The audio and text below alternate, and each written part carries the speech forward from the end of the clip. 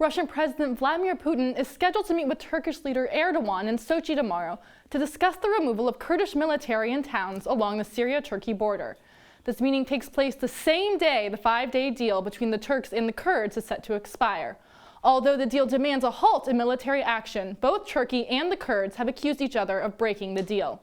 CNN reports that as soon as the U.S. began its withdrawal from the conflict, Russia started mediating negotiations between the Kurds and Bashar al-Assad, the president of Syria. According to CBS News, the SDF has ceded Kurdish territory to Syria in exchange for support from Assad's Russian-backed troops. Russia has long been a key ally of Assad's in the civil war. Due to the increased presence of Russian forces and the lack of opposing American power, Assad's regime is almost certain to grow stronger. After President Donald Trump's abrupt withdrawal from American forces, Russia is left as the only major country with both troops and political power in Syria, which they can now use to influence policy in the Middle East for the foreseeable future.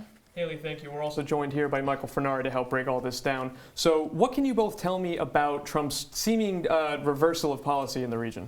So the president has faced bipartisan backlash after his withdrawal of the troops. Many fear that the withdrawal will lead to a resurgence of ISIS, and now he said that he'll leave about 200 to guard the oil fields from the caliphate. And so as far as the withdrawal goes in general, there's going to be 200 troops remaining to kind of try to see if they can stamp out ISIS. And this decision came after a lot of backlash, both from advisors and from Mitch McConnell, who denounced the move. Seems like President Trump's policy is kind of getting tugged a little bit back towards the center after that backlash. Right. Looking at the long term, there are concerns that ISIS could resurge. And of course, we have a long history of violence in the region. Turkey's gone as far to say that our former allies, the Kurds, are a terrorist group as opposed to anything else. What can we look at in terms of a long-term peace agreement, if at all?